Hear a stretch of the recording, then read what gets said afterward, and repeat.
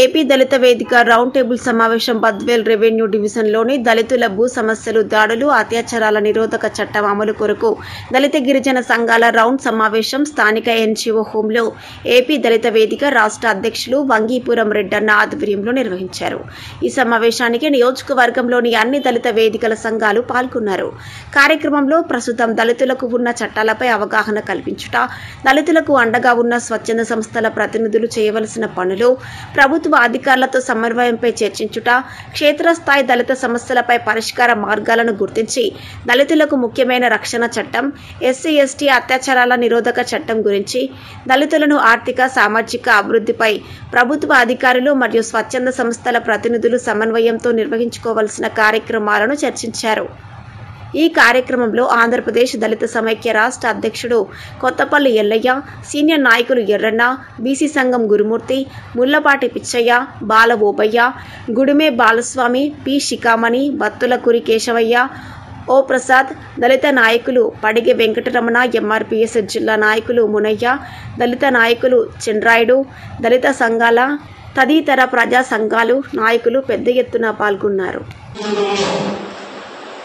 దళితులకు చెందిన భూములపైన, దారులపైన మనం తీవ్రంగా ఖండించాలి. మన రాష్ట్రాన్ని మనమే రాసుకోవాలి. ఎవరికి ఎదుర్కోకూడదు. ఆ ఎందుకు జరగాలంటే మనం అందరం ఒక దాటున్న మానవ నాయకులు ఎస్సీ వచ్చి ఇలా సమావేశాలు ఏర్పాటు చేస్తుంటామో ఆ రోజు మనకు గుండెలు కలగబడుతుందని ఈ సమావేశంలో మీకు తెలియపరుస్తున్నాను. దయవచ్చి మీరందరూ ఇలాంటి సమావేశాలు మన సార్ చెప్పినట్టు ప్రతి నెలలో ఒకసారి ఈ నియోజకవర్గంలో ఇదే విధంగా సమావేశాలు ఏర్పాటు చేసుకుంటే మరి అధికారులకు కూడా ఒక భయమైన ఏర్పడుతుంది. మరి ముఖ్యంగా మనం ఈ కార్యక్రమం అధికారులందరూ సమావేశం తర్వాత చాలా విషయాలు మాట్లాడుతున్నట్టుంటాయి.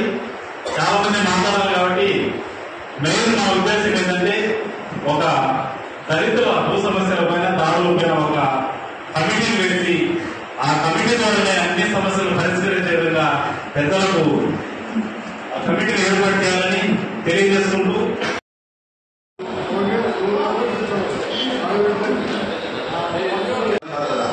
ఆయన కూడా రాజకీయ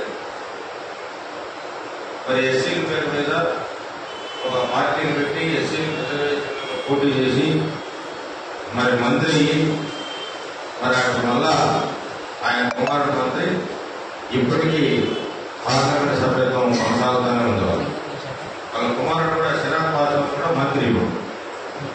అయితే మరి రాజకీయంలో భారతదేశమంతా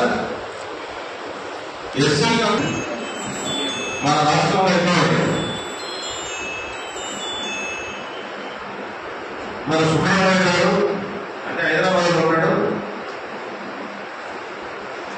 అక్కడి విజయవాడలో ఉంటాడు. విజయవాడ దగ్గర అదేదో పల్లె ఉంది, అక్కడ ఉంటాడు. వాళ్ళు పోరాటం చేస్తున్నారు. అదేవిధంగా ఒంటరి సంఘాన్ని కూడా ఎస్సీలు కలపాలని వాళ్ళు పోరాటం చేస్తున్నారు. వాళ్ళు ఒంటరిగా ఎస్సీలు అయితే వాళ్ళు కూడా ఎస్సీలో నుంచి తీసేశారు. వాళ్ళు ఒంటరిగా ఎస్సీగా కానీ తీసేశారు. తర్వాత మహారాష్ట్రలో ఎస్సీలో చేర్చమని మన జగన్మోహన్ రెడ్డి గారు ఇచ్చేశారు. కానీ అది ఆమోదడానికి మనం ప్రశ్నించాలి.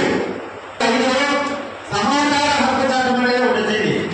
మరి రాజ్యాంగంలో మరి 31 సెక్షన్ ఉండేటటువంటి చిన్న చట్టం. ఆ చట్టంలో మరి ప్రజాప్రతినిధులు జీతం తీసుకుంటే ప్రతి ఒక్కరు కూడా ప్రజాసేవకుడే. గవర్నమెంట్ ఉద్యోగులు ఉండేటటువంటి కలెక్టర్ కూడా మన జీతగాడే. మనం జీతం ఇస్తున్నాం. మనం కట్టేటటువంటి 12 జీతం తీసుకుంటున్నారు.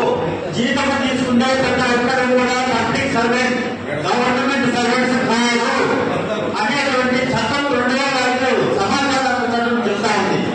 మరి ఈ చట్టాలన్నిటిపైన కూడా మన నాయకులను అవగాహన కలిగి ఉండాలి. అవగాహన లేని నాయకత్వం సముద్ర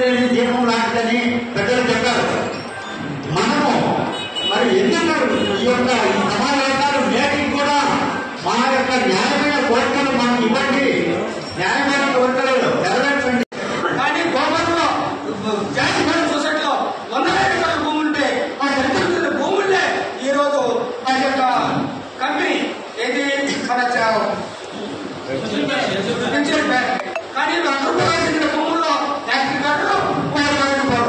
కానీ దళితులు చెందిన భూములనే ఆర్కెట్ కట్టుకుంది. దళితులు చెందినకు చాలా తీవ్ర అన్యాయం జరుగుతున్న విషయము మనం అందరికి తెలిసిన కానీ మనం ఎటువంటి ఉద్యమం చేయలేదు. ఇప్పటికైనా మేల్కొని మనం ఉద్యమం చేసిన తప్ప మనం ఎటువంటి మనకు న్యాయం జరిగింది నడిచేద్దాం. కానీ పద్యాలైనప్పటికీ ఎమ్మెల్యేలు 2009 జరిగిన ఎమ్మెల్యేలు ఎటువంటి దళితుల అభివృద్ధి కోసం పోరాడలే.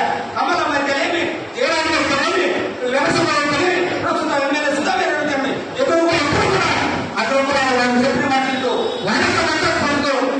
మనం చేస్తూ మనకు తీర నాణ్యం చేస్తూ నిజం అందరికీ తెలిసింది. కానీ మనం ఏం చేస్తున్నాం చూస్తున్నాము కానీ మనం ఏం చేయాలి. కానీ బడ్జెట్లో ఇంకో విషయం గుర్తుకు చూడగలం. బడ్జెట్లో 53 లక్షలతో అంబేద్కర్ భవనం కట్టించారు. కానీ ఆ అక్కడ కట్టించిన విషయము అందరికీ తెలిసిందే కాదు. అప్పుడు ఎమ్మెల్యే కమలం ఉన్నప్పుడు.